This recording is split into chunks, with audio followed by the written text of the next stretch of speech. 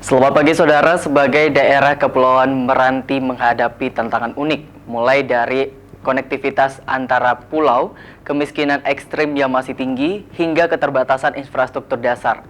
Namun di balik tantangan itu terbuka peluang besar dalam sektor perikanan, pertanian, kelapa, sagu, dan pariwisata lokal.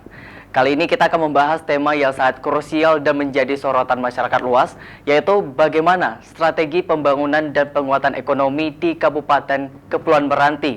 Bersama salah satu pengambil kebijakan utama di bidang pembangunan dan ekonomi daerah, Bapak Mulyono, Wakil Ketua Komisi 2 DPRD Meranti, fraksi Partai Gerindra. Selamat pagi Bapak Mulyono, apa kabar? Kabar baik, selamat pagi juga. Baik Pak, kita tahu tugas seorang DPR itu adalah untuk menjaga, menyampaikan aspirasi masyarakat. Kalau kita lihat background dari Bapak Mulyono sendiri ini terkait tentang pembangunan dan juga ekonomi. Kalau boleh tahu bagaimana kondisi pembangunan infrastruktur dasar di Kepulauan Meranti sendiri Pak saat ini, khususnya di bidang jalan, listrik ataupun tentang air bersih Pak? Memang sebenarnya berat ingin saya sampaikan. Apalagi kondisi Meranti itu tadi Bapak Rizky bilang itu masih miskin ekstrim. Ya, memang pembangunan di Kabupaten Meranti khususnya infrastruktur itu masih minim. Karena kan daerah Kabupaten Meranti itu daerah pulau-pulau. Apalagi bahan material itu kita tidak mempunyai. Kita datang dari provinsi lain seperti dari provinsi Kepri, Tanjung Balai Karimun. Artinya kesediaan bahan baku untuk pembangunan itu kita ambil dari tempat lain. Artinya saat ini memang sangat minim pembangunan infrastruktur tuh. Oke. Lalu data BPS 2024 juga menunjukkan nih Pak, kemiskinan ekstrem di Meranti masih di atas 10%. Apa strategi konkret Komisi 2 untuk menurunkan dalam 2 tahun ke depan Pak? Alhamdulillah dengan aturan pemerintah tadi kami dikasih sedikit wewenang untuk melakukan kegiatan ketemu masyarakat. Artinya menerima informasi secara langsung.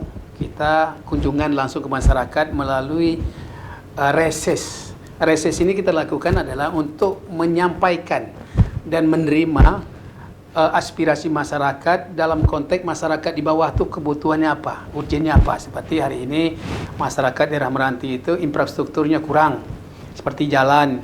Tapi jalan itu ada beberapa hal yang tidak wewenang kita, ada wewenang provinsi dan wewenang pusat. Hal itu yang kita harus respon. Jadi untuk pembangunan ekonomi itu tidak lepas dari pembangunan infrastruktur dan pembangunan real, sepertinya pertumbuhan ekonomi masyarakat gitu. Apa yang masyarakat butuh di situ artinya pendapatan. Artinya pendapatan mereka itu dari sisi mana? Kebunan, nelayan. Disinilah yang harus kita gesa. Artinya dari pokok-pokok pikiran yang diatur oleh undang-undang tadi, ini yang akan kita bantu melalui kawan-kawan di DPR. Oke, tadi pertanyaan saya pertama itu mengenai tentang infrastruktur pembangunan yang Bapak bilang kalau infrastruktur di Kepulauan Meranti ini sulit dari pendistribusian.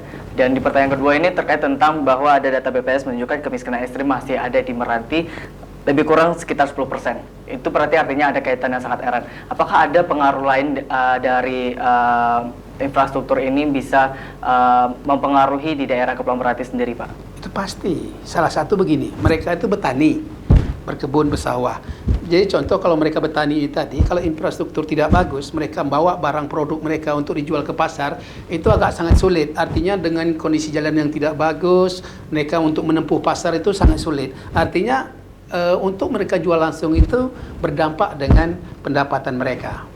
Oke, berarti artinya kalau kita lihat selain dari adanya pengaruh dari kemiskinan tersebut, apakah ada pengaruh lainnya yang dirasa mengganggu dari berjalannya infrastruktur pembangunan dan ekonomi di Meranti, Pak? Sekarang Meranti itu ketersediaan lapangan kerja itu sangat minim.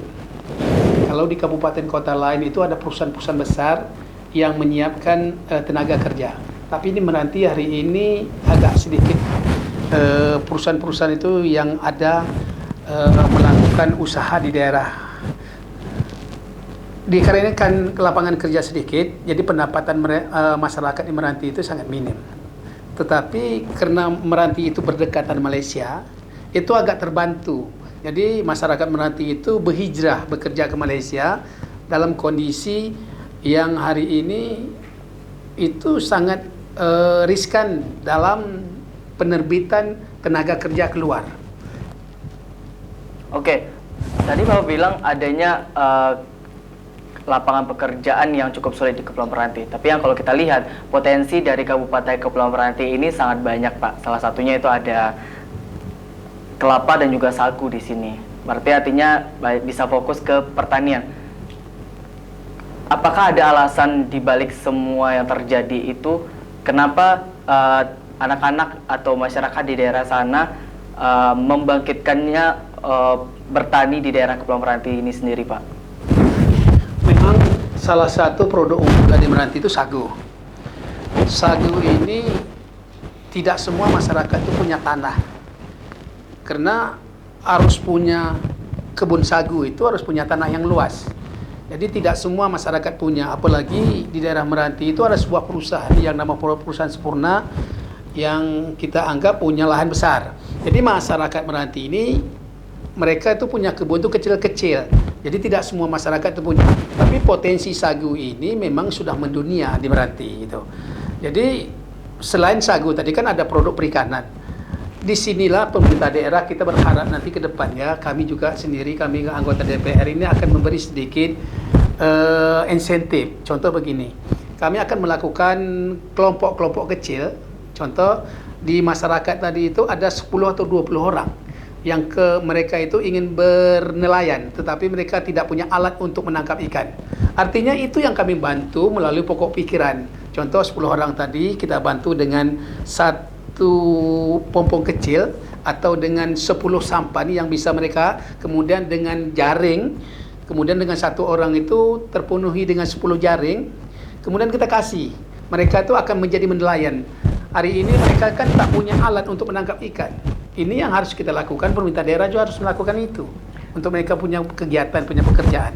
Apa program ini sudah berjalan, Pak? Sebenarnya dari dulu sudah berjalan. Tapi apa alasannya pada saat sekarang ini keterbatasan yang terjadi terhadap program tersebut, Pak? Dikarenakan begini, kebutuhan masyarakat itu lebih tinggi. Contoh, hari ini produk sagu dengan produk nelayan itu bertolak belakang. Contoh, terlampau banyak limbah sagu, maka ikan itu pasti berkurang. Maka masyarakat ini harus buat lagi satu produk baru, seperti mereka harus buat seperti apa namanya itu, penangkar ikan baru. Contohnya kerambah-kerambah baru yang mereka dibuat bibit baru. Artinya ikan-ikan yang di laut tadi berkurangan, maka mereka membuat bibit baru dengan kerambah-kerambah tadi. Disinilah pemerintah juga melalui pemerintah daerah, pemerintah pusat, pemerintah provinsi harus memberi bantuan kepada masyarakat yang betul-betul ingin menjadi nelayan. Jadi nelayan menggunakan bukan tradisional lagi, nelayan kerambah namanya. Oke, baik.